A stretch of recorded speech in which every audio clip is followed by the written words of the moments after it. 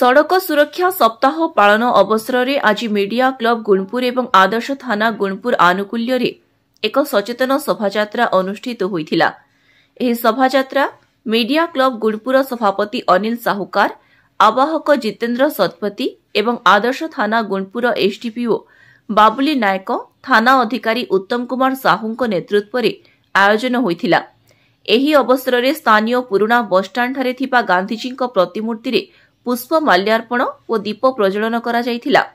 तत्परे परे एक शोभायात्रा रे बाहरी सहर परिक्रमा करी नूतन बसस्टाण्ड दे बाईपास छक निकटरे कार्यक्रम को संपन्न करा जायथिला। एही शोभायात्रा समय मीडिया क्लबर समस्त सदस्य एवं गुणपुर थानार कर्मचारी माने मिसी स्थानीय किड्स की पब्लिक स्कूल गुणपुर और वंशधारा हायर सेकेंडरी स्कूल अध्यक्षा अध्यक्ष कर्मचारी और छात्र छात्री मानक सहयोग सह रास्ता रे जाउथिबा गाड़ी चालक मानकु सचेतनर वार्ता देथिले।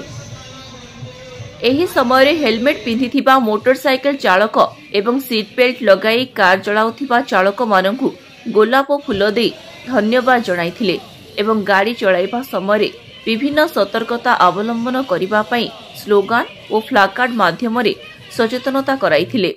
मीडिया क्लबर संपादक जगन्नाथ महांती, उपदेष्टा रमेश लिमा, विभु प्रसाद सतपथी, लक्ष्मी महांकुड़, सुनील सावत, कृष्णचंद्र राजगुरु, शीला गमांग, महेश भाट खंडाल प्रमुख उपस्थित रहिथिले एवं गुणपुर थाना एसआई अशोक पाढ़ी और पुलिस कर्मचारी माने शांति श्रृंखला रक्षा करथिले। एही कार्यक्रम रे किड्स की इंग्राजी माध्यम पब्लिक स्कूल एवं वंशधारा हायर सेकेंडरी स्कूल छात्र छात्री माने जोगदे सहयोग करथिले। मीडिया क्लब गुणपुर एवं आदर्श थाना गुणपुर आनुकूल्य रे अनुष्ठित कार्यक्रम को बुद्धिजीवी महल रे प्रशंसा करा जायछि। गुणपुर अनिल साहुकार रिपोर्ट, कामयाब टीवी।